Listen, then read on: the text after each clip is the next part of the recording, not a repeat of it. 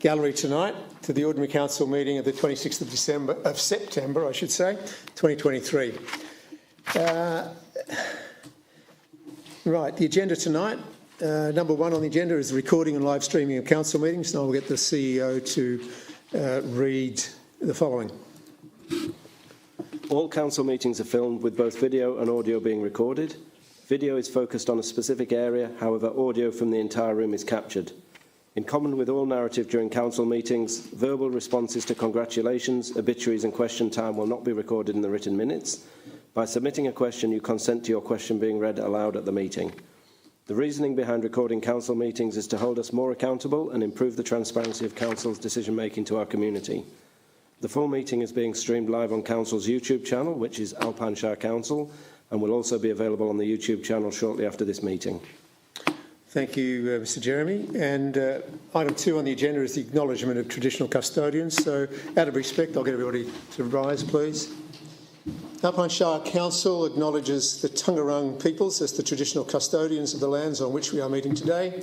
Council also acknowledges all of the traditional owners of the wider lands of the area known as the Alpine Shire. We also acknowledge those people who have contributed to the rich fabric of our community and strive to make wise decisions that will improve the quality of life for all. Thank you. Item 3, confirmation of minutes. The Ordinary Council meeting, 29th of August 2023. The recommendation is the minutes as circulated be confirmed.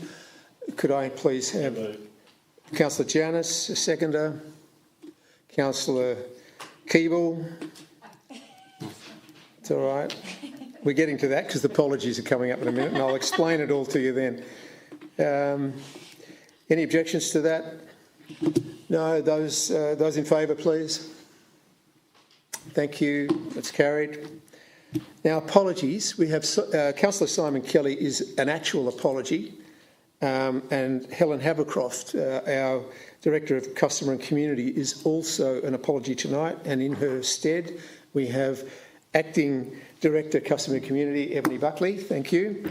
And also tonight, I have 2 screens in front of me. It's, I'm not sure, I'm not gaming, by the way, folks, but it's, I have Councillor Kelly Prime on one and I have Councillor Tony Keeble on the other screen. You will be able to hear them, but you cannot see them because I don't think we can get them onto that screen over there. Right, obituaries and congratulations, and I'll start with Councillor Nicholas. Thank you. I just would like to congratulate all the people who work in the ski industry this year. It's been a really tough year. It's been spring-like since the end of July, or really middle of July, and camaraderie and the joy that people displayed at work and as visitors was outstanding across the season. And congratulations. Councillor Prime, any congratulations or obituaries tonight? Hopefully you can hear me. Is that all right? That's fine. Apologies, everyone. I don't have much of a voice. First, congratulations to the under-14s footballers from Dettering Mount View who won the premiership last weekend. I think it's the last one was about 10 years ago, I think, with the team. So congratulations to those boys. It's a great thing for the club because we haven't had an amazing year, so it's nice to have a bit of a win like that, and hopefully it's a sign of good things to come for the club too, being juniors. And I just had one obituary, the sad passing away of Barry Ryder, one of the members of the well-known Ryder family here in the Kiewa Valley, so very sad to hear. I've known Barry for probably the vast majority of my life, so condolences to Gloria and the family, and he'll be sadly missed. Thank you. Councillor Keeble? Nothing from me other than I concur with both Councillor Nichols and Councillor Prime. They were the ones I was going to mention. And I'll leave the other one to Councillor Hughes, probably. Okay, Councillor Hughes. Well, now I feel bad if I miss something. Big shout out to the United Bright Football Netball Club, who had good representation for the seniors. Unfortunately, seniors did not come away with a win, but the reserves came home with a premiership. So it was a big day, celebrated by half of Bright. I'm surprised if most of the shops were closed, because we definitely were represented, and it was really good to see that the businesses and all of that also got on board with decorating with the blue and white streamers and balloons, which was really nice. Paul Panthers C grade also came out with a win, which actually was done in overtime. So it was a really good game to watch.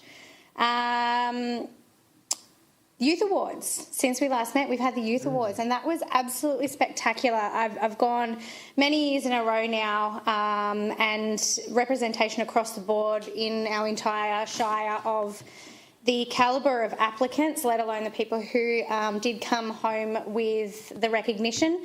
And we also had some great entertainment on the day. We just have some really inspiring young people in our communities, and I think that recognition is definitely applauded. And I also urge people to get involved more and more. Every year it's been growing, which has been great to see. There is room for more growth, more change, to really show these young people that what they're doing is definitely being seen and acknowledged. And the other thing was, if you haven't noticed, there is a new big blue tree down at Pioneer Park, just raising awareness, and if you have seen them in other parts, not just in the Alpine Shire, but raising awareness of mental health and initiating those conversations amongst ourselves as a community. So it's really good to see that the community got behind something like that. And there was involvement with the youth in those processes and discussions as well. Thank you. Councillor Janus. No, thanks. No, thanks. Nothing tonight. The only thing I was going to just say was congratulations to all the successful sporting teams throughout the Alpine Shire over the last month. There's been lots of them. Right. Pardon me. Moving on. Declarations by councillors of conflict of interest. Does anybody have a conflict in anything on the agenda tonight? No? Thank you very much. Public questions. Right. For those who are not initiated into this, public questions is a big part of our agenda each month, and written questions on notice have to be into the Shire within a certain period of time. 2 questions are allowed per person, and after I've gone through any written ones that have come in previously, I'll then ask questions if there are questions from the floor as well. You are limited to 2 questions. However, if there's 2 or 3 people from the same group wishing to ask questions, as long as the questions are different, then you might end up with 4 or 6 questions. So tonight, I'll leave the one from Blackflats Road, Mudgeegonga, regarding waste collection. I think we might treat that one as questions from the floor tonight. Right, so first question is from Kath Healy from the Bright Gateway Protection Group. My 2 questions are, could Alpine Shire Council please advise why the Alpine Shire Council Bright Valley Development FAQ section has not been updated with the preliminary risk site assessment requirement as was confirmed it would be updated at the last council meeting on the 29th of August. I have a very simple answer for you for that, Kath. Yes, the FAQs have been updated. As of today, there was a slight hiccup last week why they weren't done at that point in time. Can Alpine Shire Council advise the reason why the Alpine Shire Council will not release the GML Heritage Assessment report of the Great Alpine Road trees? And I'm assuming those trees are along the avenue leading into Bright. I might get Director of Assets, Mr Alan Rees, to give a brief answer to that one. Thank you, Mr Mayor. The draft report has been received and is being considered by council officers, and until it's been finalised, it remains a working document, and all working documents are not public documents until they're finalised. Right, and that actual answer probably leads us into part of the answer to one of the questions coming up a bit later regarding public documents and working documents. The next set of questions are asked by Leanne Boyd, also from the Bright Gateway Protection Group. I would like the question below clarified at question time. We would like to know why there is such a difference from the 2005 land review for Bright Valley development, which stated the steeper land of approximately 10 hectares at the rear of the site should be zoned low-density residential with a potential yield of about 12 lots, and the remaining land of approximately 30 hectares should be rezoned residential 1 with a potential yield of some 140 lots, and how we ended up with a possible 386 lots. Can Council explain why the land review recommendation was not adhered to? Mr Rees, do you have an answer to that too, please? Yes, thank you, Mayor. So the land review was an investigation of the land's carrying capacity at that time.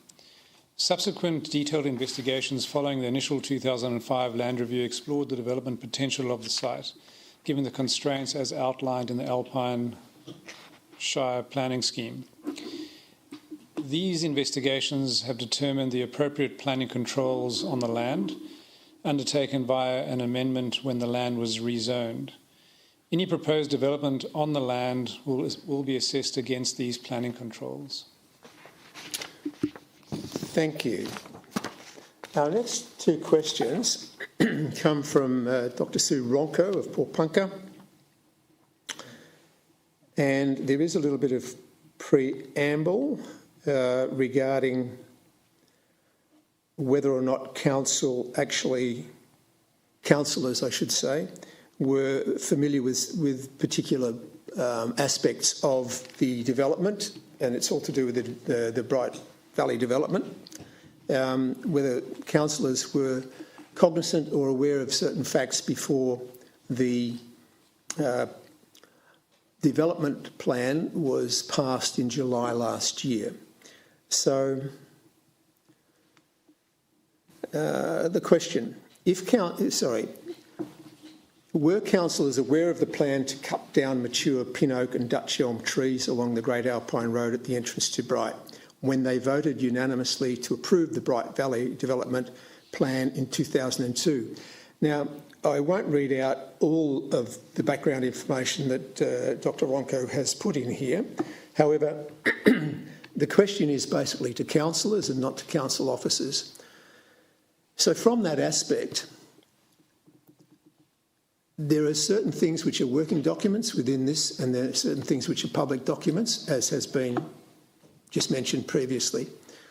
Councillors, if they are aware of certain things, can still make informed decisions because they are aware of those things. And those informed decisions, if they don't agree with what somebody in the public domain believes is the correct decision, that is still the councillor's decision. So in this instance, I will say that at that point in time, there was no specific plans or plans on the table, put it that way, to councillors of what trees may be affected by the development itself. Those we still have not seen. We do not know, and this keeps referring to trees with an S. It could be that one tree may be removed, and if that is the case, it would be one tree, and that would be a requirement of the Department of Transport, Victorian Department of Transport, in order for the egress or ingress to that particular development occurs. So on this question, I will pose or put this to other councillors if they would like to make a comment at all, because this was directed directly at councillors. Would any councillor like to comment on this at all? Thank you, Councillor Nicholas. Yep, thank you for your question, Dr. Ronco. During the briefings that we got around the development plan, there was mention of a potential for some tree removal to allow the roads to be built that will take traffic from the Great Alpine Road and back onto the Great Alpine Road. So when I saw that, I recognised that it would be of great concern to the community, but it is a requirement to build a road that trees are removed. And I think we are doing the best we can to make the development fit as into the existing landscape of Bright. And there is likely to be some tree removal. As Mayor Forsyth said, we don't know what yet. And there's also likely to be a significant amount of planting to replace anything that's removed. Thank you. Any other councillor like to make comment directly? Thank you. Councillor Hughes. Thank you, Mr Mayor, and thank you, Dr Ronco. With this one is we've had so many discussions on so many different things when it comes to this development. Councillors are making decisions based on information that is provided to them. But I just wanted to make it very clear also to the general public that councillors care about our community. Okay, we are part of this community, we live here too. We are trying to make informed decisions based on something that is going to be impacting our community here in Bright and surrounds. Council actually called this in. We didn't have to. This could have all been done outside of the public because there was actually no reason that this had to come before us councillors to be making a decision. So I just wanted to make that very clear, that this is one of the reasons why councillors wanted to call this in, to have these discussions and have these things made public, is because we wanted the community to come along this project and the progress of it, so that they're informed and it's not all thrown at once. So this did not have to come to us for a decision. We chose for it to come to us for a decision, and we just need to make that very clear amongst our community that we're doing the best we can with the information that we can, and it is a slow process. And if it wasn't a slow process, we'd be asking more questions. Okay, so it's just a timely thing that has to follow. And there are many different moving parts, but as I said, this could have all been done behind closed doors and the public had absolutely zero communication. So I feel like council staff and councillors are doing the community a service here by bringing this to the forefront and having these open and honest discussions with everybody, and we just want that respect back to us, that everyone is doing the best that they can. Thank you, Councillor Hughes. Councillor Jones? Yeah. I will. Thank you, and I respect the views of my fellow councillors in this matter and their reasoning behind their comments here tonight. Of course, councillor, this is a big development for our Shire, not just Bright, it's for the Shire as well. And there are many things to take into consideration: bushfire overlays, sewerage management, water management, any number of things that we have to be briefed on, and we have been briefed. And Councillor Hughes has correctly said that councillors have chosen to bring this before council for a decision. Certainly in the light of briefing sessions, one would ask a question about trees. Should trees have to go? Should they not? How many? We still don't know, and I still not have seen a proposal before councillors to indicate how many, if any, trees are to be removed for this development.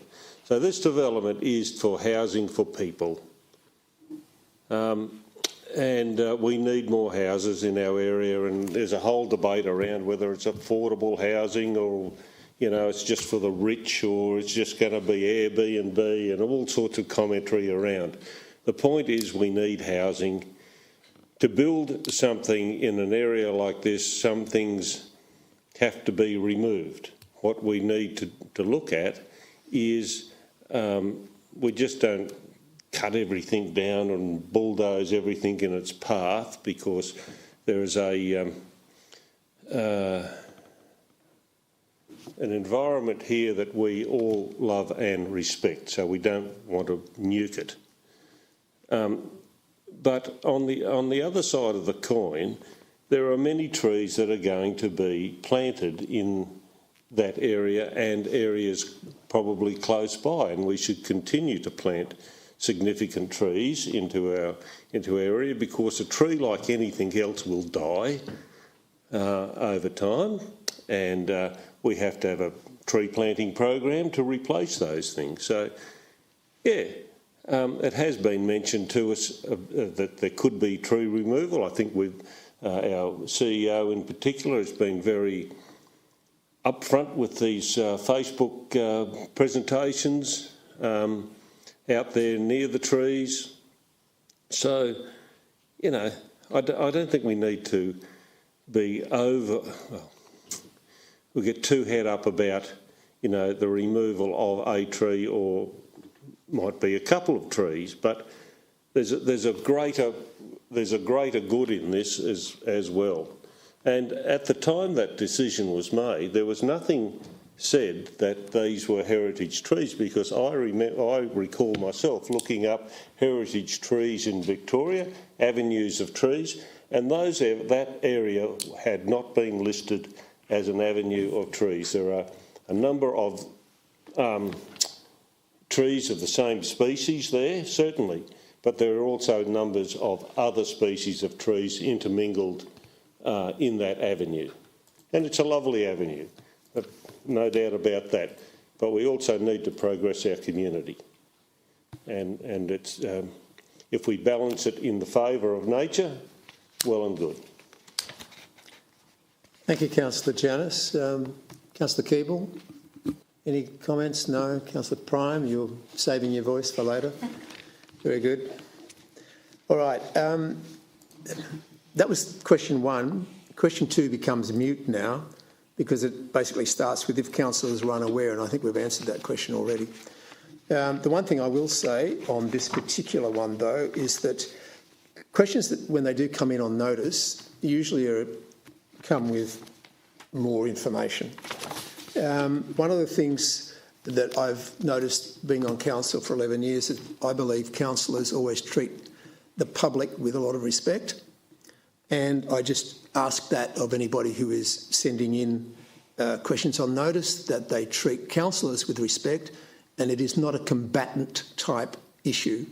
No need for that, so thank you. That will wrap up those. Now, let's get back to the earlier part of the evening, and we're going to talk about some waste collection in the Blackflats Road, Mudgegonga area and Pinny Lane.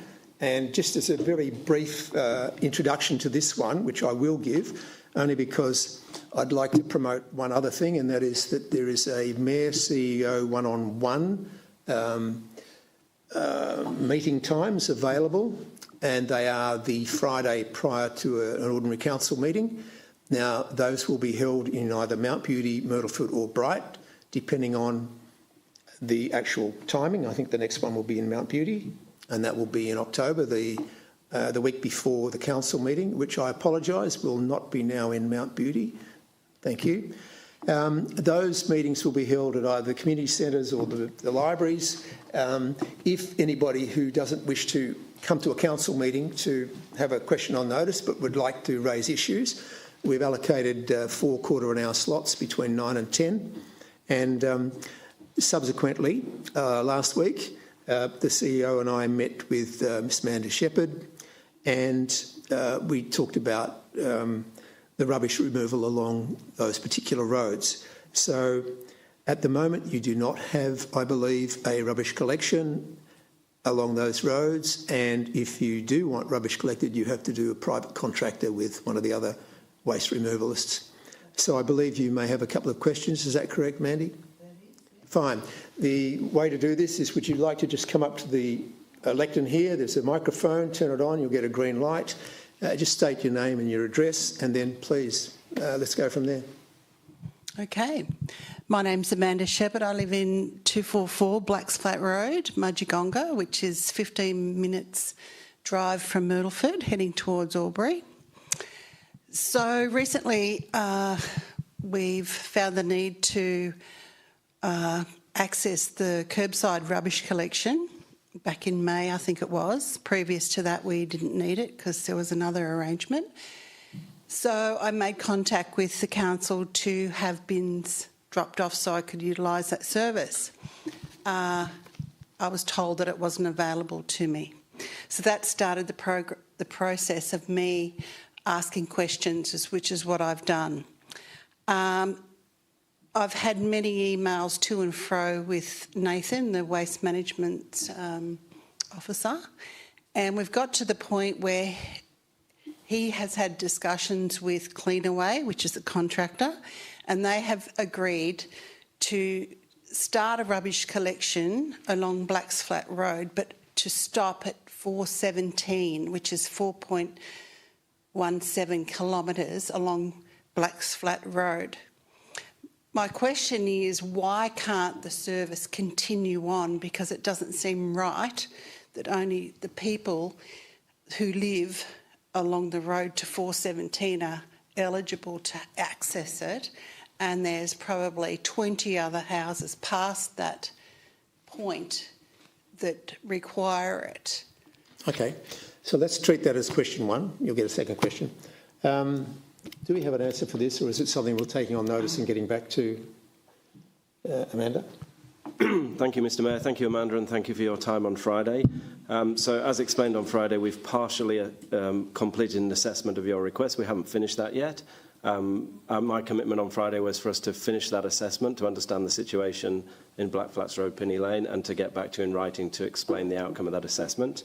What I will say here, which is what I explained to you on Friday, these situations exist across the Shire. We've got a defined collection route, and there are opportunities outside that defined collection route to improve our waste management, but that is traded off against a commercial reality of operating a service. So the further we expand the service, the more cost there is from Cleanaway, which has to be picked up somewhere. So the work that we'll be doing is to look at the request and assess what is the cost of increasing the service to those areas, weighed up against the benefit to the number of people. The other thing I made clear to you on Friday is once we extend a collection route, it is then imposed on every property along that route the requirement to pay into the curbside collection service. There is no opt-out. If we were to extend the route down Black Flats Road as you're requesting, every single resident would be required to pay for the service. And I know from the survey that we've done that there is not unanimous support for this, so that's just another thing that we have to take into account when we discuss this with Council, when we make our recommendation. But we will get back to you, and I apologise you haven't had a response in writing to your request yet. Thank you. Right, second question. Second question. I had a feeling you were going to say that, by the way. So I've prepared another question, which is, could we have some skip bins put at the Mudgegonga Community Hall, which would service not only Blacks Flat Road, but also Switchback Road, Carrolls Road North, Barwidgee Lane, Woodside Lane, who all don't have rubbish collection services? Could we have those bins installed at the community hall to service those people, both recycling and general waste? Large skip bins. Plan B?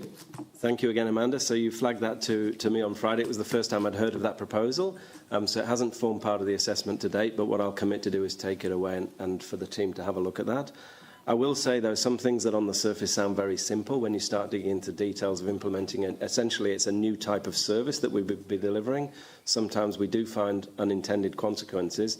And I know that the team has looked at the opportunity of putting some skip bins around our locations around the Shire to pick up extra waste that's generated through the tourist season. But they've seen some real risks with doing that, of putting areas where people can deposit waste, because you might find that Mudgegonga Community Hall becomes the place where everyone in the Shire goes to deposit their waste.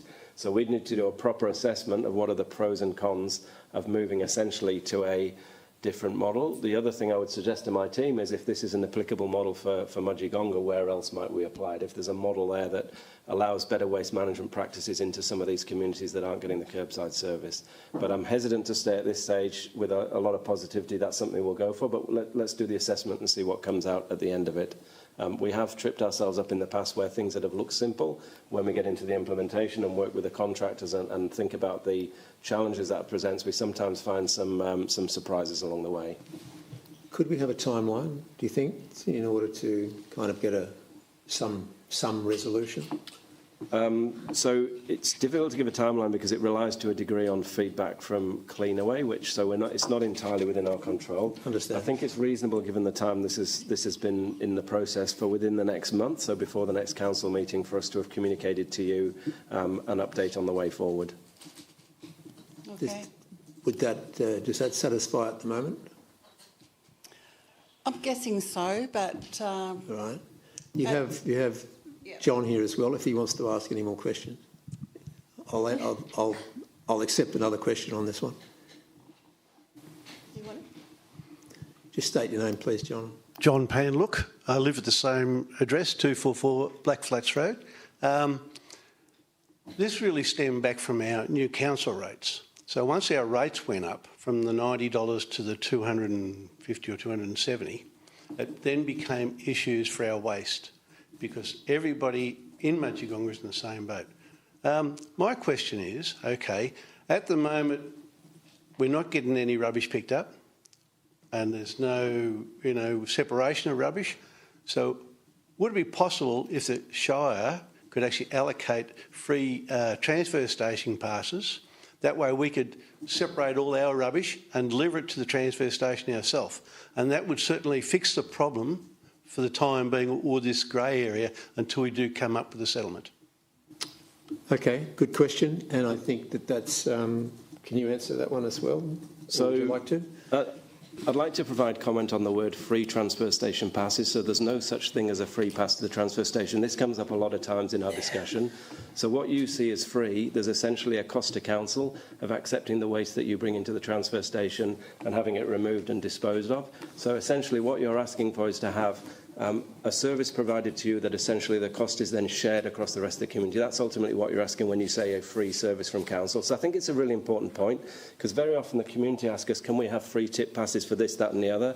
But in reality, everything has a cost. You bring your waste into the transfer station, there's a cost there in the transfer station.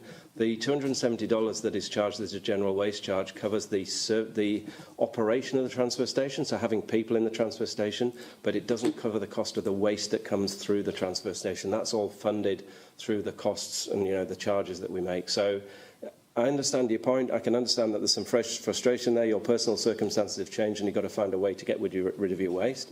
If you can allow us the month to have a look at what are the options, we'll get back to you in writing and let you know what the outcome of that assessment is. Okay. I just figured that we were paying the rates anyway. Thank you.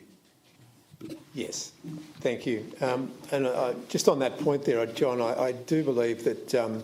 please sit down. I do believe probably the communications regarding the new waste charges, even though councillors were well aware of it because we'd had many briefing sessions, perhaps the communications weren't communicated clearly enough to the general public about what those charges actually represent. And I think that's probably just comes back to the communication situation. So, thank you. Now, any other questions from the community tonight? Yes, please. Okay, so my name's Paul Stewart. You can use the microphone, would you mind, Paul? Thanks. Is it still on or not? Very Paul.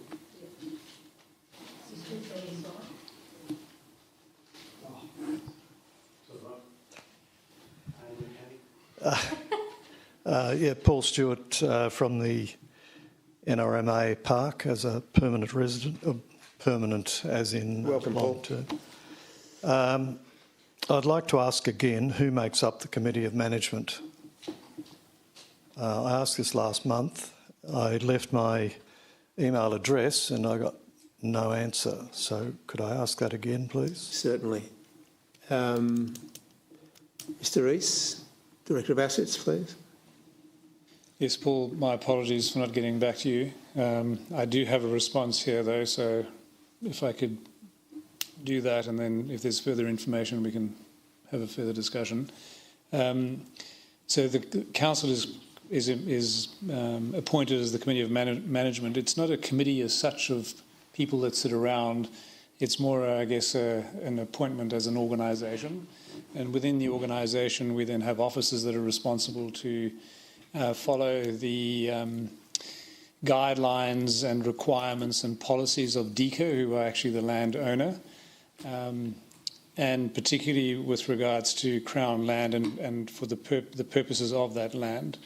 And as Committee of Management, we must comply with all relevant legislation and other statutory requirements and regulations that may apply. There are no specific management guidelines for Council as a Committee of Management from DECA other than the obligation to follow their policies. So there would be minutes from meetings between the two parties? It's as evidence that there is some to and fro between the Committee of Management and park managers, whether here in Bright or in Sydney or Queensland. Yes, there are regular meetings to engage on how the parks are managed. So there would be minutes. Yes, I'm sure there would be minutes. So would we be able to see some minutes? I'll take that on notice and I'll come back to you. Right, thank you. Because it's just that there's a feeling amongst the group that there's a lack of communication between the two parties. Long-term planning is not taking place. Thus, the sudden 12-month notice that we got, well, things like this should obviously be planned at least in 5-year time slots. This is very abrupt and I would say Sure. difficult. Do you have another specific question, Paul, or not? Okay. So could we get the exact ratio requirements for a park like this? Could you give them now or send them to me? Is that part of? Can I just ask a question there? Is this part of your contract with the actual park itself, as to you would have? I'm assuming you would sign some agreement, some lease agreement. Yes. And what does your lease agreement actually say? I'm sorry, I'm asking. Well, it's about a 25-page. Yes. So I'm sure I couldn't quote from that 25-page. Right. Okay. No. So your specific question is. What are the ratio requirements? Is there a ratio requirement? Well, I believe permanent to I believe there is. Yeah, okay. And I'm not sure like whether to see that Mr. Rees knows that answer yet at the moment. Because that's germane to why people are being told to Okay. Could I just clarify? vacate the park. Paul, the ratio you're after is caravan to camping to cabin. Is it Well, all yeah, permanent to and permanent to all of those things, yeah. So there is a ratio, a designated ratio. The third question. Two questions are usually asked. Sorry, were you asking on behalf? Yeah. Okay, fine. The third question I'd like to ask is, what was the justification given for the 50% increase in fees over the last 2 years? Because again, I would assume that the NRMA or the managers had justification for this, which is way outside state government guidelines on these matters. It seems excessive. So there must have been some discussion with the Committee of Management and the NRMA and their managers. I'll have to take that one on notice, Paul. I can't answer that right here. Now, when I ask these questions, I'm going back to a number of people, so I really would appreciate a response. Mr. Rees, could you give a timeline to actually get back to Mr. Stewart on this, please?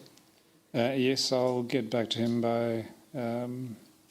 That's Friday's a public holiday. Friday's public holiday. Wednesday next week. Thank you. All right. Thank you. Thanks very much. No other questions from? Yes, thank you.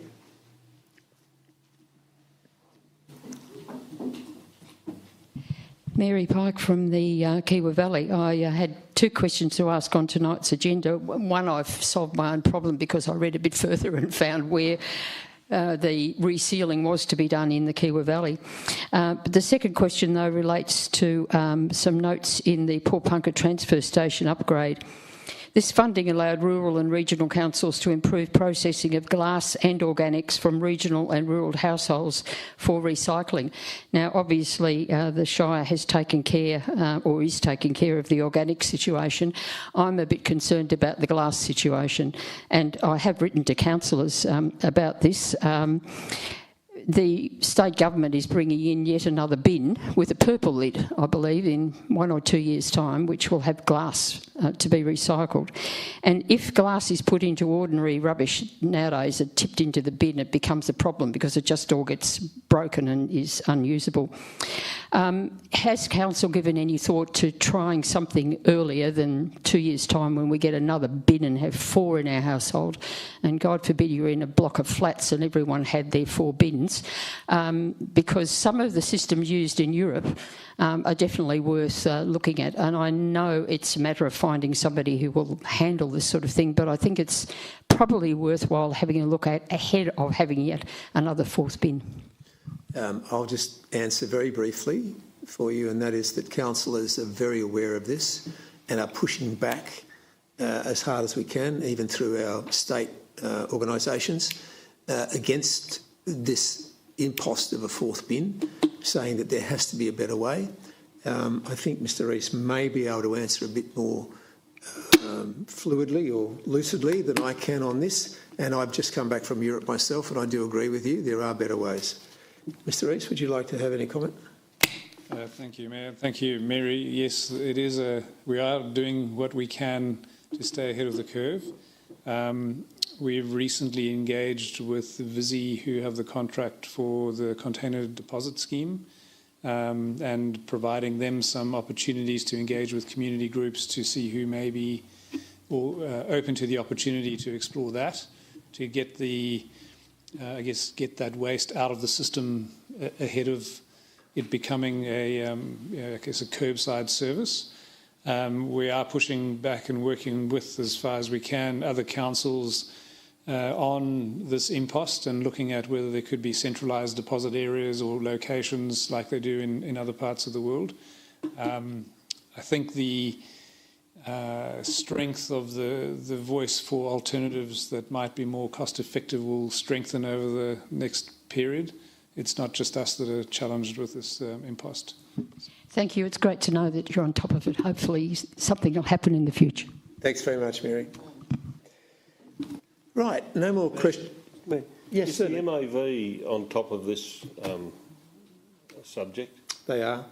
Yep, and they're negotiating with as best they can with a state government that doesn't return lots and lots of requests for information.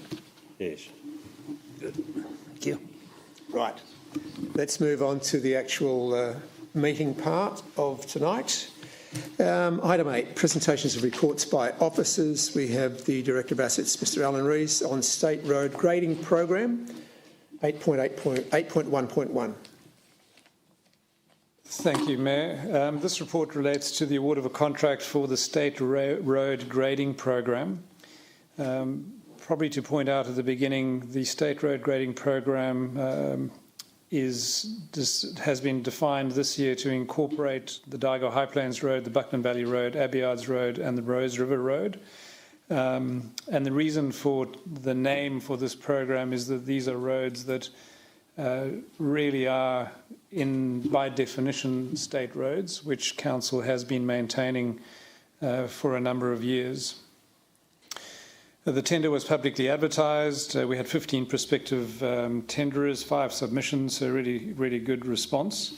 In the issues, what has arisen through the scoping of these works was engagement with the Department of Energy, Environment and Climate Action, so DECA, which then led to a cost-sharing arrangement on the Buckland Valley Road, which is an indication, and the Abiards Road, which is an indication that they do see some responsibility in their domain for these roads. So this partnership, I think, is the first step towards a longer-term resolution of the matter, which is heartening because so far we've really struggled to get that level of engagement.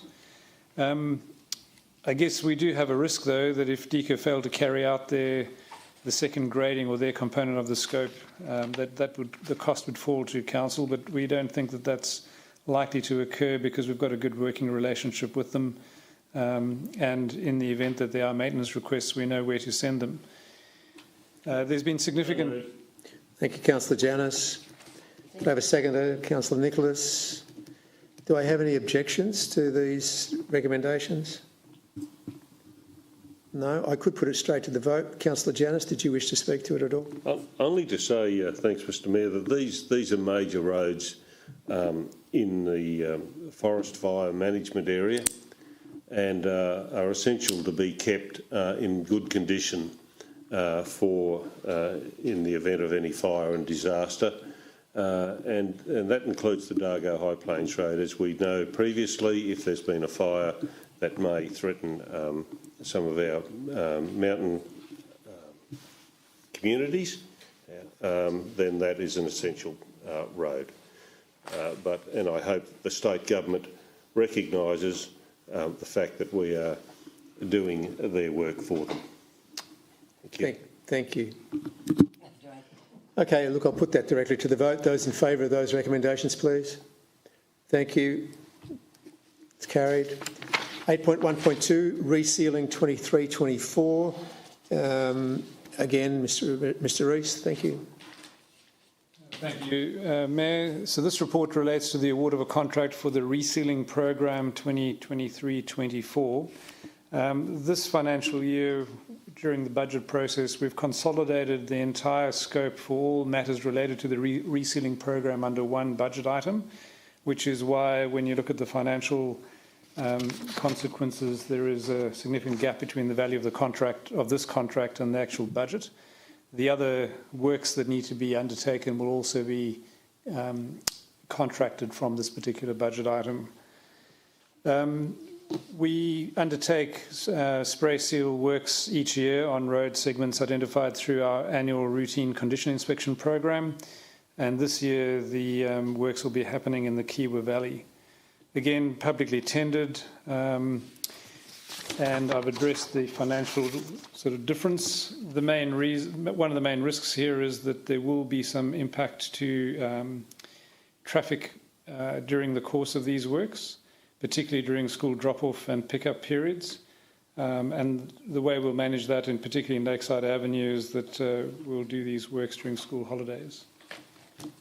So, following the consultation amongst the teams, we will obviously be imploring and working with the contractor to manage community awareness closer to the time, and particularly those residents and businesses that will be impacted through letter drops and door knocking as we normally do each year.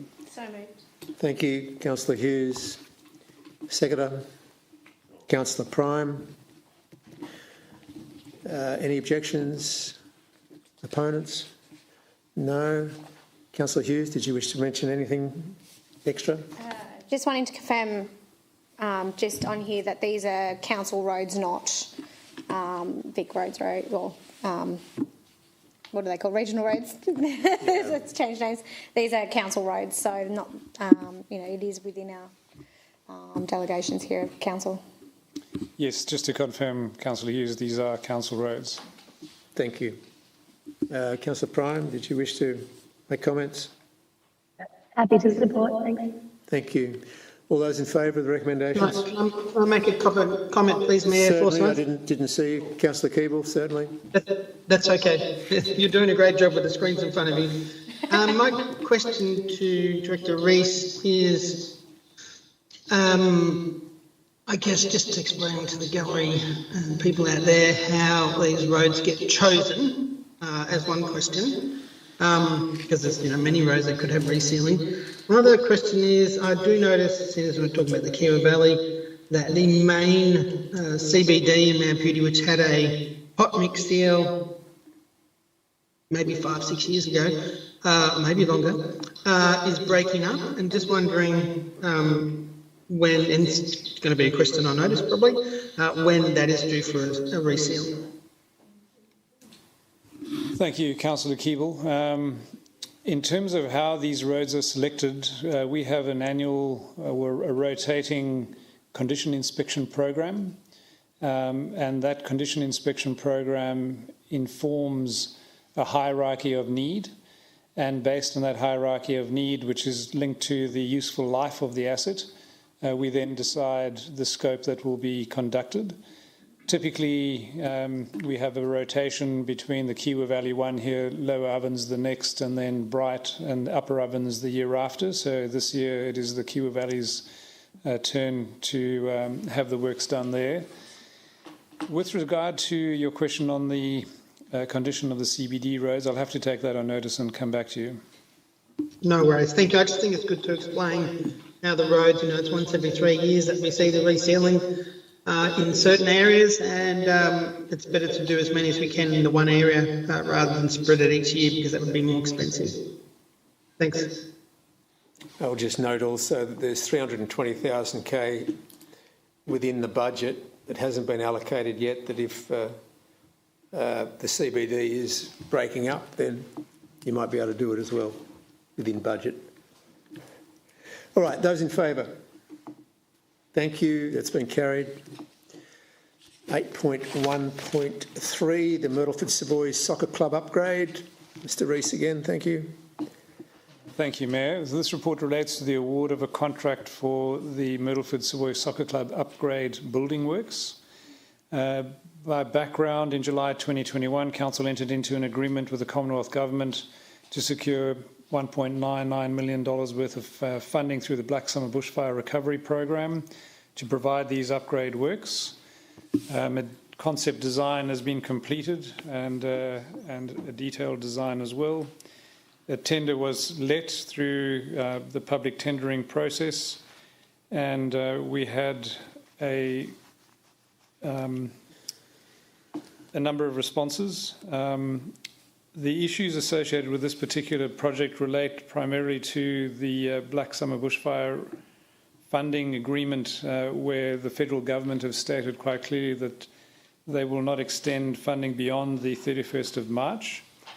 In order to meet this, the recommended tenderer's project delivery program indicates that they will be able to meet this deadline within their construction program. Also, Councillor Janus, Councillor Hughes, thank you. Any opposition to any of these recommendations? No? Okay, Councillor Janus.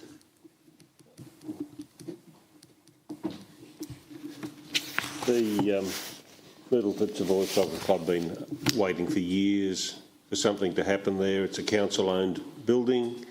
The sport of soccer is increasing in the area and has also increased in female participation.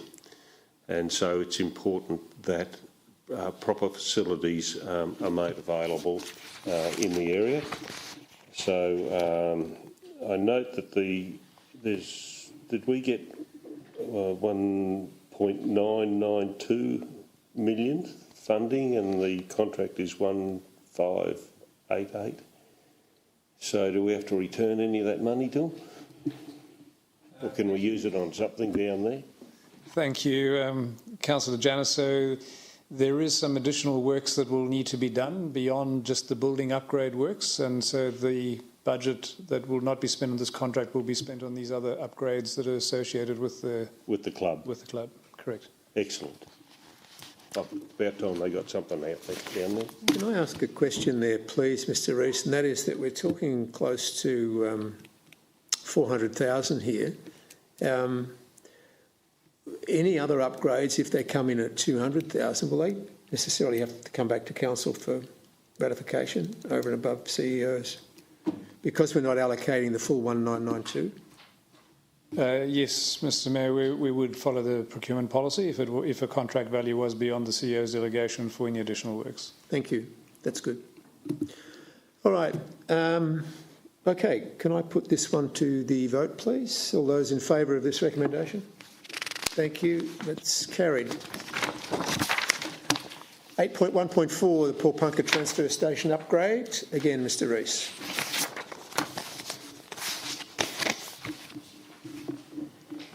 Thank you, Mayor. This report relates to the award of a contract for the Popanka Transfer Station upgrade, retaining wall and concrete slabs.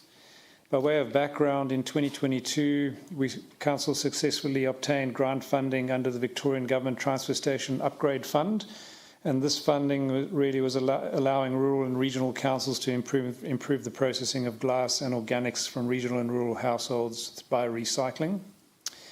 The funding initiative was part of a broader reform of household recycling across Victoria.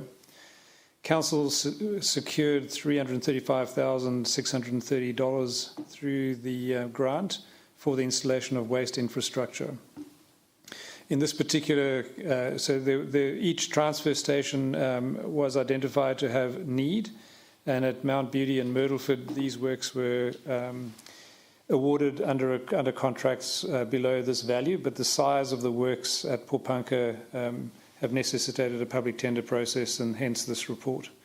So the public tendering process was completed. We had 10 prospective tenderers, 7 submissions, so strong interest. And I guess the main issue associated with this is that the construction of the retaining wall will need to be managed in conjunction with the landfill capping works that are currently underway. So really just managing the 2 sets of works concurrently. In order to address that, the same project manager is would manage both of those contracts. As we know, there have been escalations in construction costs significantly over the last number of years, and this remains a risk, and we believe we can address this risk by awarding a fixed fee lump sum contract as per the tender process. So moved. Councillor Hughes, seconded. Councillor Janus. I haven't got enough hands here tonight. All right. Councillor Hughes. No, nothing to add. Okay. Councillor Janus? No. Any other councillors' comments? No. Thank you. This will go straight to the vote. Those in favour? Thank you. That's carried. 8.1.5, the Myrtleford Splash Park. Again, Director of Assets, Mr. Rees.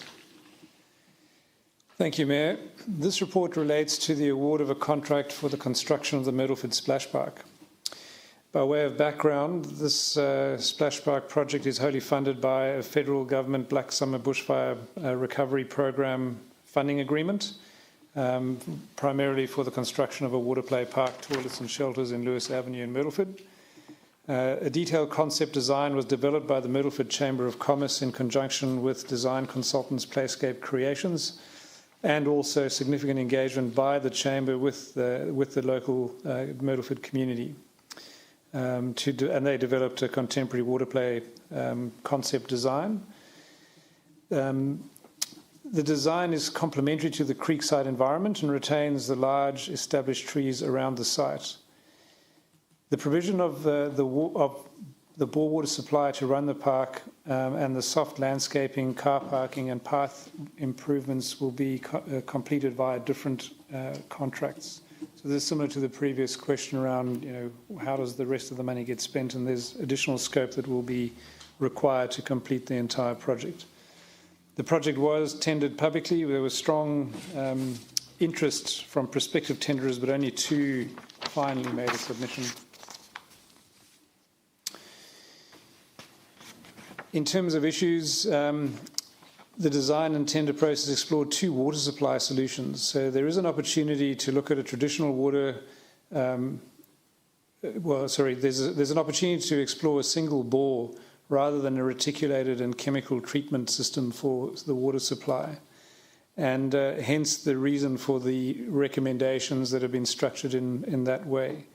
So Council is currently undertaking that bore water investigation, and if that bore is satisfactory in terms of water quality and volume, we would then use that bore supply similar to what we do in Bright as the water supply for the park, which would result in significant savings of over $400,000, which would be required if we were to go to a recirculation and chemical treatment plant.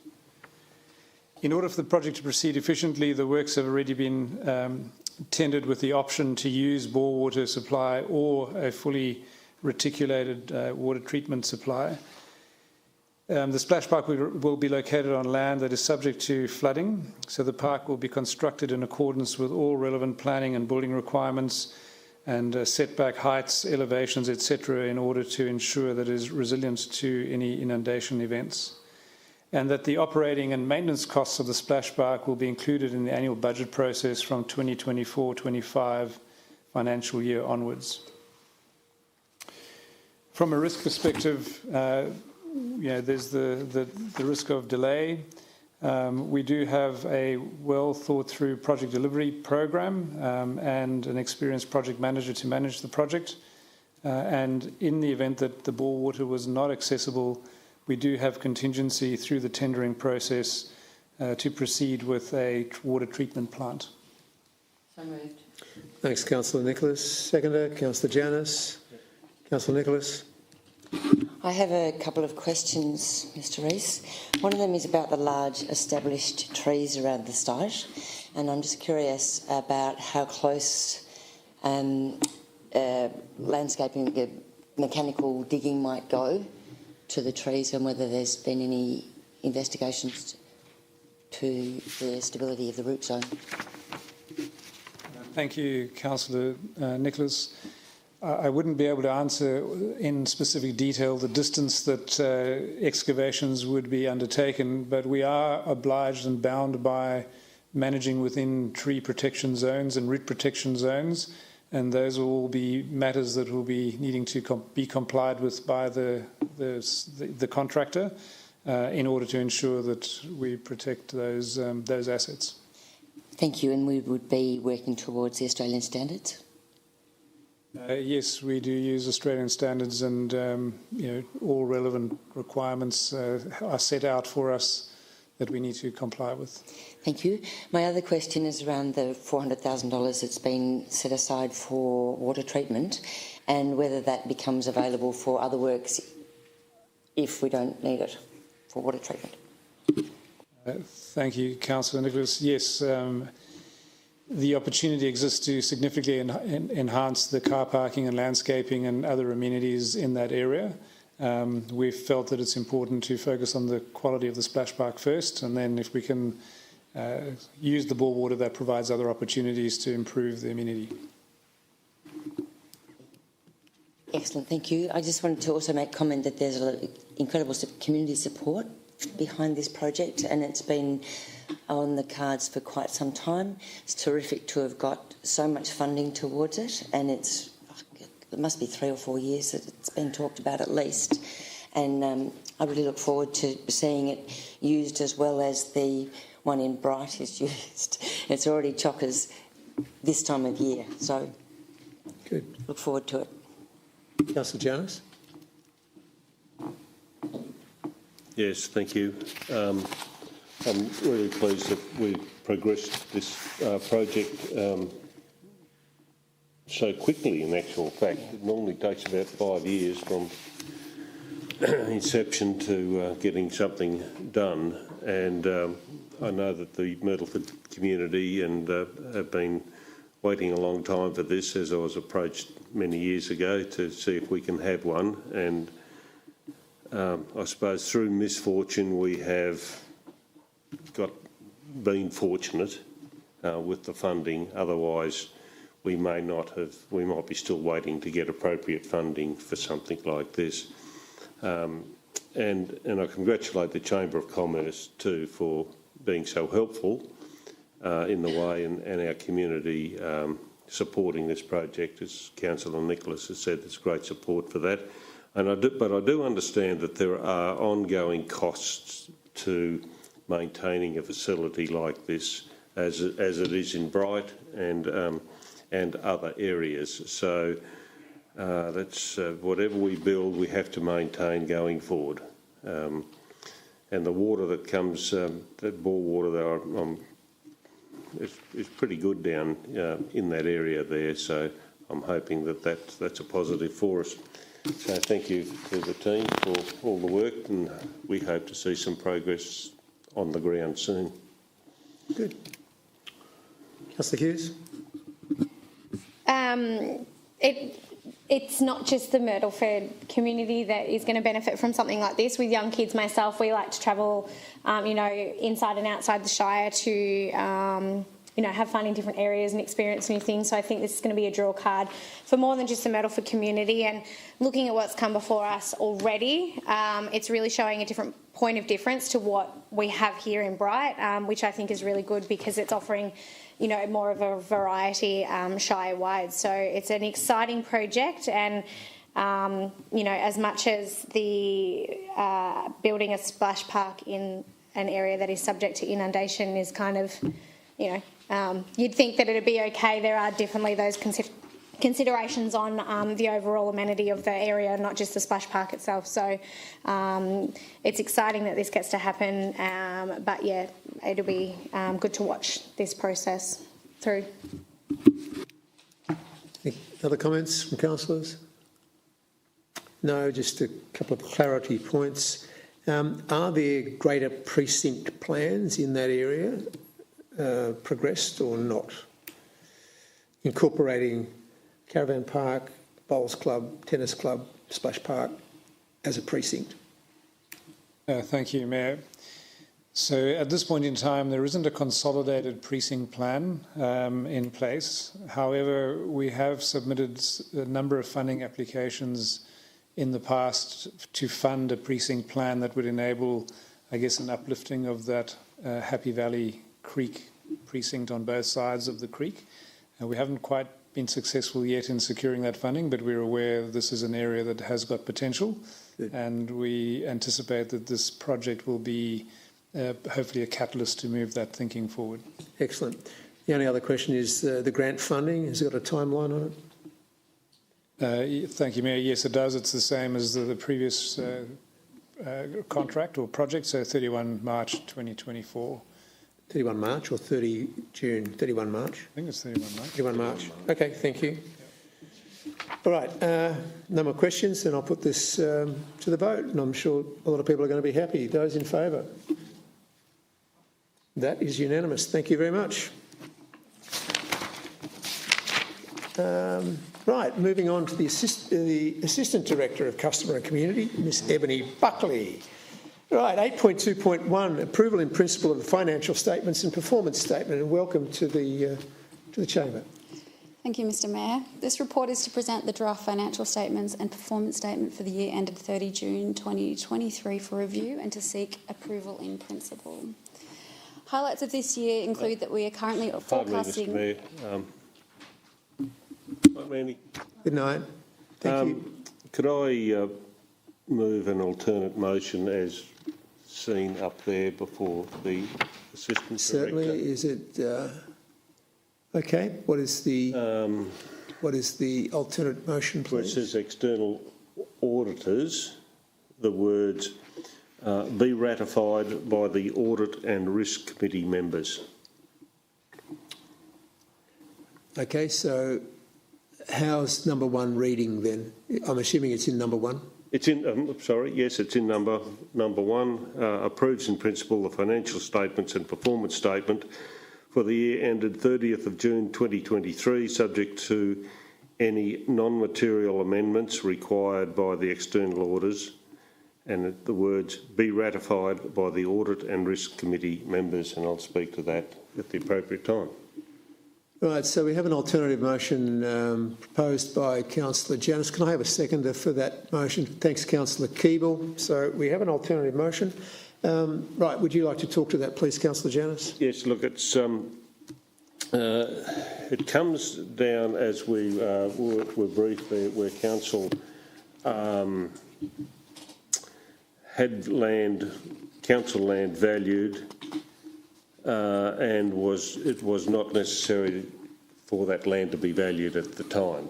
So that has then altered some of our figure work, and although the Audit and Risk Committee have seen the figures before us at the moment, they have not seen the amended figures. So I think, and we have to have this in before the Government Department by the end of October, I understand. Mm-hmm. and so therefore I think it is proper that our Audit and Risk Committee, as they've seen the first figures, they should also see the second lot of figures presented to them, and they can ratify those figures if they're happy Councillor with Janus, that. could I make one suggestion that we Yes. probably change one of the wording in the second line there, and that is that, in actual fact, if we ask the Audit and Risk Committee to ratify a non-material amendment, what you're talking about now, I think, is actually a material amendment. Okay. Would Yep. you be? Would you Yes, like I'm to? Would happy you like for to that. change the wording of that? Yes. And would Councillor Keeble be happy with that change in wording? Thank you. Yep, to any material amendment. Yes. All right. You've spoken. Councillor Keeble, did you have any questions on this particular one? I know you've seconded it. No, I agree with taking out the word non, because it's material amendments for the Risk and Audit Committee to look at. Thank you. Any other councillors like to make comment on this particular item? Do we want to go into the actual performance reviews or the income and expenses part of it and let Ms Buckley talk to those things as well, now that we have a alternative motion? Yeah? Yep, okay. Would you like to continue then? Thanks, Ms Buckley. Thank you, Mr Mayor. So the highlights of this year include that we're currently forecasting an operating surplus of $7 million, 3.075 million lower than the surplus recorded in 2021-2022. This is 1.5 million higher than the budgeted amount of 5.5. The higher than budgeted result was mostly due to the increase in other revenue associated with interest on investments and rental returns on investment properties. We also received our entire 2023-24 financial assistance grant from the federal government in late June, which means that this was included in the 2022-23 statements and slightly skewed our surplus results for that financial year. As touched on, it is important to note that last week, after the council meeting agenda was finalised and published, an issue in our land valuation figures was identified within the draft financial statements, hence the change. Council revalued its land assets from a fair value at 30 June 22 of $35.4 million to $65.6 at 30 June 2023, a revaluation of $30 million. The auditors identified late last week that the escalation index used in the revaluation was interpreted incorrectly as a large increase to land value, when in fact land is considered to have decreased slightly, approximately 3% in value. As this was less than the 10% trigger for a full revaluation of that particular asset class, the revaluation journal was reversed back to $35.472 million. These revaluation journals are purely accounting entries. They have no impact on our cash position of council. However, this reversal being of a high value is considered a material amendment. And as mentioned by Councillor Janus, the draft statements are required to be submitted to the Victorian Auditor General's office by the end of October. Thank you.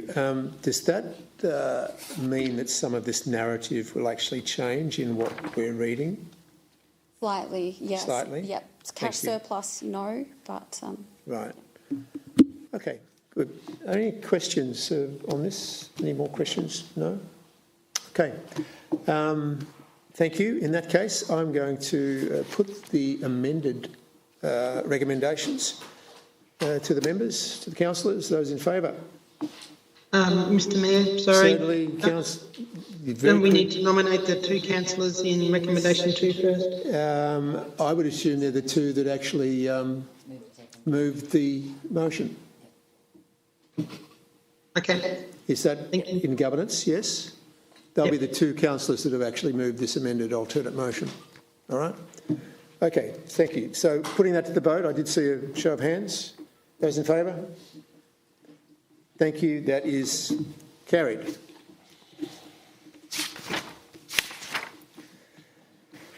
Uh, 8.2.2, the Audit and Risk Committee member remuneration. Thank you again, Ms Buckley. Thank you, Mr Mayor. This report is to request Council to increase the remuneration of independent members' sitting fee as part of the Alpine Shire Audit and Risk Committee. Council's Audit and Risk Committee has 5 independent remunerated members, 1 being the chair. Members have a diverse range of business backgrounds and bring their valuable expertise to the committee, reviewing agenda papers prior to meetings, meeting with the external auditor and attending committee meetings 5 times per year. The Audit and Risk Committee provides a specialist forum to support and monitor Council in the areas of governance, risk management, external audit, internal audit, financial reporting and other related areas. The base value of member remuneration was set in 2019.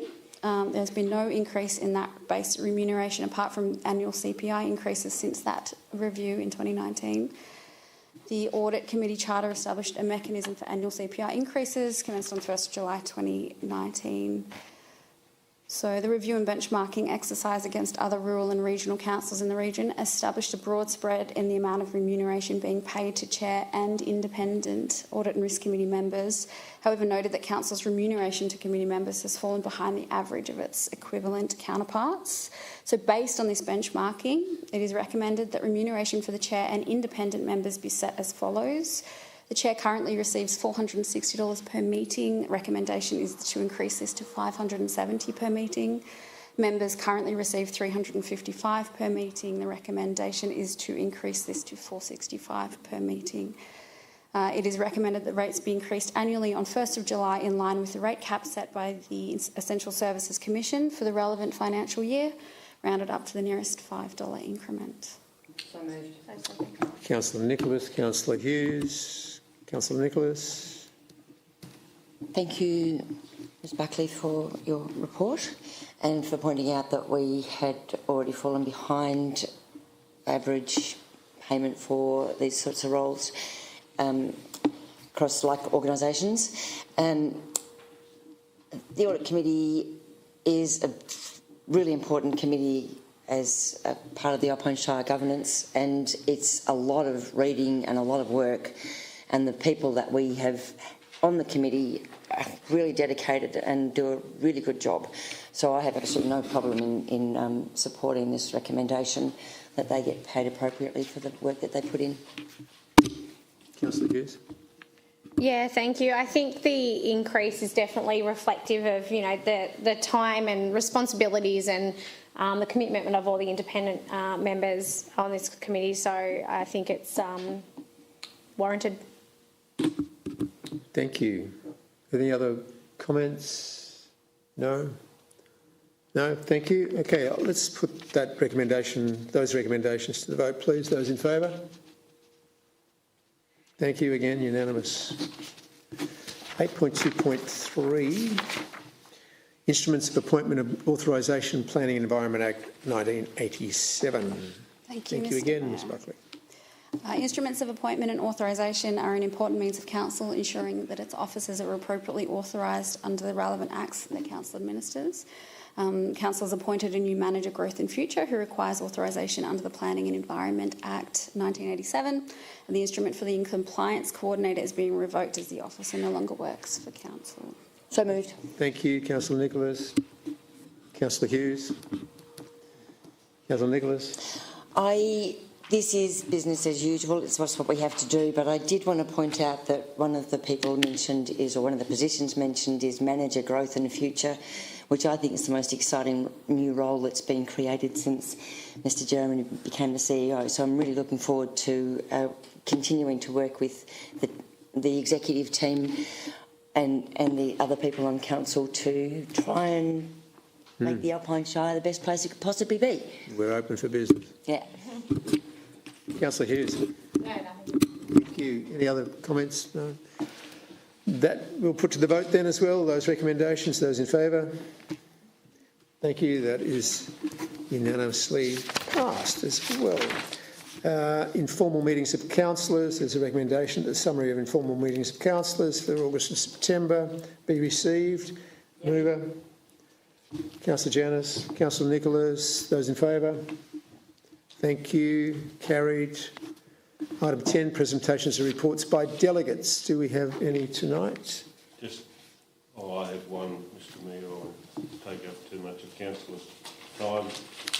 Turn your microphone on, please, Councillor Janus. There we go. Just so I won't keep councillors too long, but because I did... Will, you're on a timer. Yeah. I did send an email off this morning, so I apologise to councillors for not being a bit more specific than that. They only received that information back last night. On the 6th, 8th, 7th and 8th, I went to a climate conference in Melbourne, Cities Power Partnership. 55 speakers, eminent speakers at that, 120 local government leaders, executives and multi-tiered government people there. The thing that I took away from that is, and it's all about carbon emissions, is that we have to look for reducing our CO2 emissions by not using fossil fuels, and therefore the push is from the science community is electrification of our businesses and households. So that in itself gives great opportunity for jobs, retraining of current tradespeople that we have, and part of our advocacy plan is to approach learning institutions that could service Alpine Shire, so that our young people and current people in some of those positions can be retrained. Looking at solar panels, heat banks, EVs, EV chargers, in our planning of our future estates. Those people on lower incomes who can't afford solar panels, heat pumps, etc. Speaking to the owners of those premises and saying this is not just a money-making concern for you in providing rental accommodation, it's an investment. And in part of your investment, look at putting solar panels on your roof, heat banks, stop the drafts in your house, all those simple things that can be done to assist people with their power bills, which we know are going up exponentially. One thing that, so I got to drive a light business EV charge truck, small truck and EV cars. Saw my first fully hydrogen powered garbage truck, and we saw in the news last night that Whyalla in South Australia is going, the big steel or aluminium place there is going hydrogen. But what really also pleased me is that the Alpine Shire, with our carbon emissions net zero policy, and I've got to say that Councillor Nicholas was forward in pushing our policy in this regard some years ago, so we ended up with a policy, and the staff are now working with that, and we. By the end of this year, we're hopeful that we'll reach net zero for our business, so to speak, which is only 1% of the carbon emissions for the Alpine Shire, but nevertheless it's a start and we need to lead by example. So Alpine Shire is well placed up there with the front runners in reducing our emissions for our business, and now we're looking at developing that policy to assist and advocate for households and businesses to reduce their emissions for our climate. So we, as council, are doing our very, very best, and I know that council's there with budgets of $420 million. I mean, they get more in parking fines than we have our whole budget. But we are ahead of the pack, even with those well-resourced councils. So that was a very good conference. What I was a bit disappointed was, I suppose there's always a little downside, that the agricultural sector was not represented at that. It was more city-based, I suppose, but agricultural sector, they say, is responsible for about 34% of carbon emissions. But in saying that, our farmers, whether they produce cattle, hops, apples, grapes, are very innovative in how they run their business and can teach, I think, sort of our city counterparts a few lessons in how to best run a business in these areas. So I put that in my feedback. I did have a brief opportunity to speak to Minister D'Ambrosio and tell her of our achievements to date, and she was interested in that and has asked for us to contact her staff once we get to a certain point in the journey. So we should also celebrate what we've already done and encourage other people. So that's my report, and I hope I'm on time, Mr Mayor. 1 minute over, but thank you. That's good. Second to go, was it? Yeah. Any other delegates' reports? Yes? Yes. Thank you. Councillor Hughes. I am just going to talk briefly on the L2P group. So the L2P program and the New to P program are both run here in the Alpine Shire, and numbers are continuing to increase. Feedback has been really well received. We do have mentors across the board with Bright, Mount Beauty and Myrtleford, but unfortunately sometimes they're quite seasonal because we've got quite a number of retirees who travel away over the winter period, which then obviously is going to reduce down the numbers of people who are able to assist our new learners and our New to P as well program throughout those times too. So the wait list is actually growing.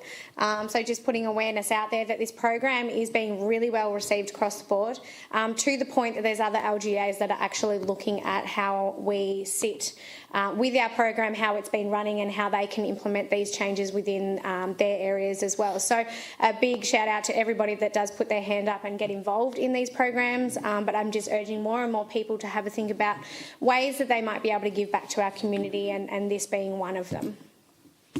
Thank you. Anybody else? No? Okay, thank you. We're moving on to general business, and I'll start with Councillor Janus.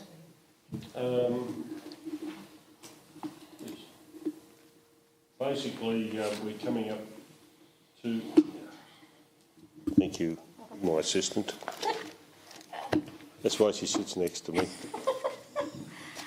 I just want to remind people the fire season is approaching us, and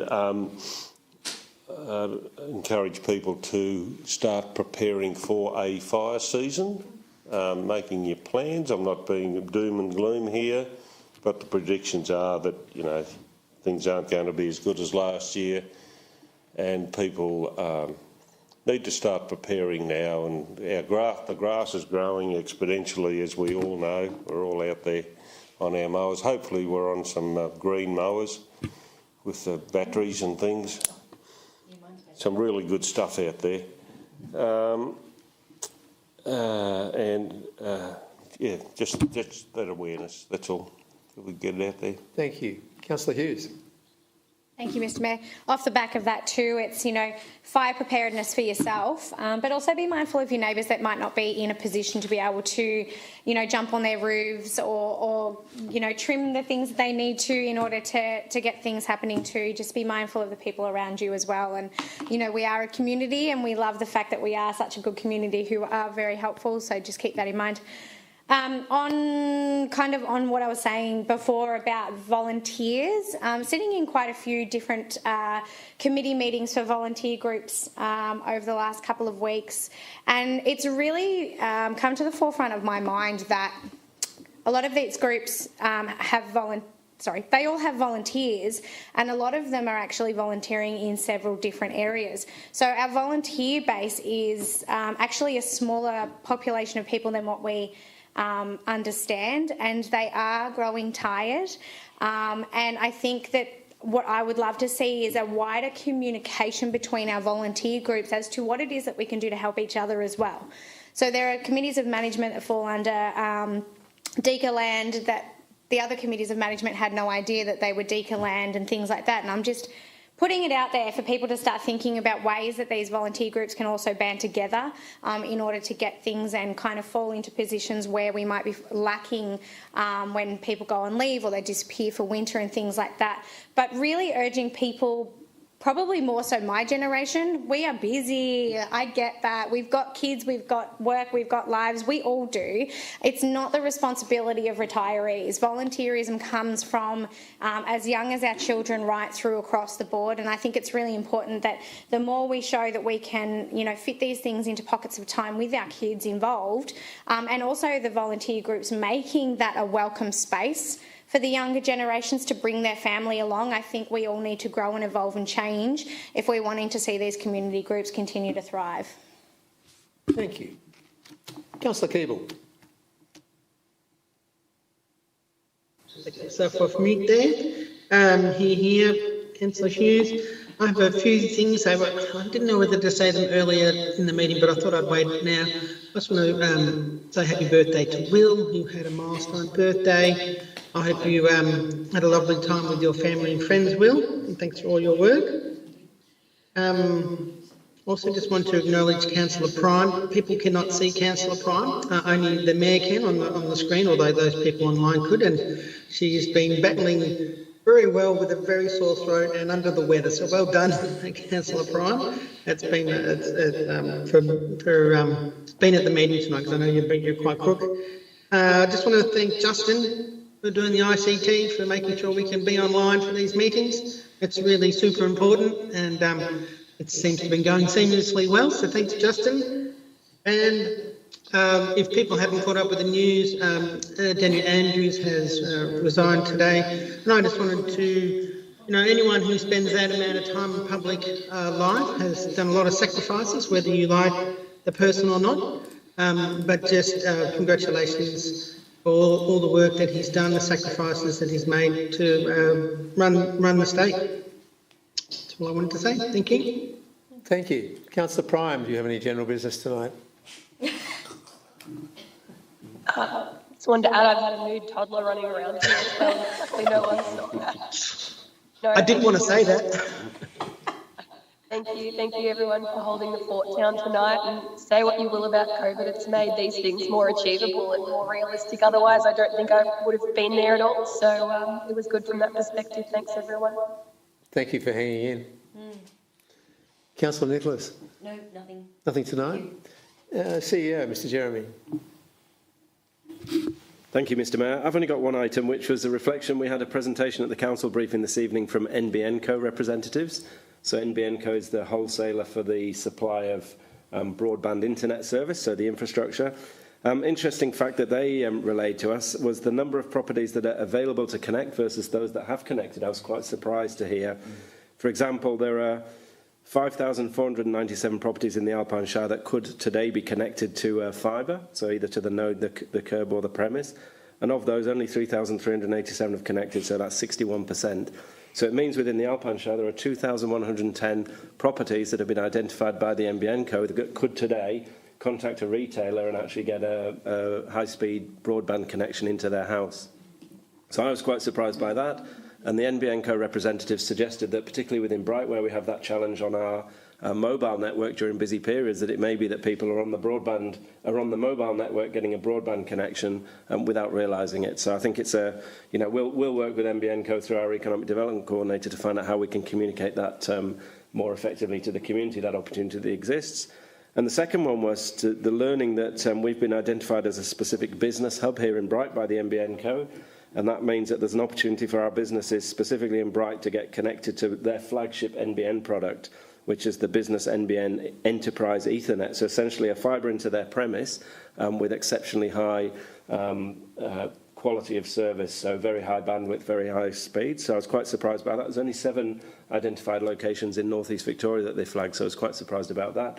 And of course, we did ask them what would it take to get Mount Beauty, Toowoomba South and Myrtleford onto the connection. So we're waiting to hear back, why Bright was specifically identified. But yeah, that was a bit of a surprise to me as well.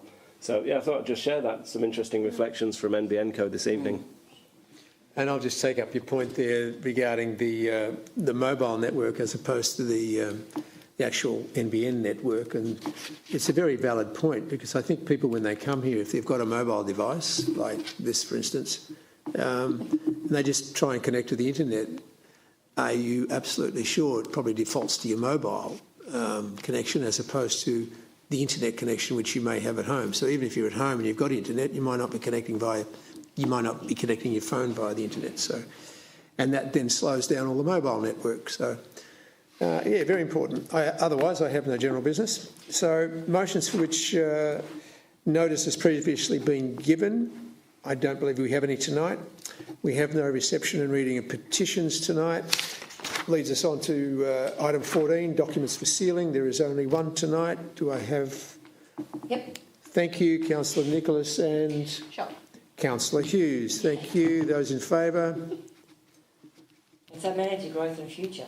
Yeah, definitely. I can understand why. All right. Thank you for that. Those in favour, that was fine. There being no further business tonight, I now will declare this particular meeting closed at 6:37. Otherwise, you can stay here all night. And thank you for those guys online. Very good. Thanks, everyone. Look at the gallery, stayed all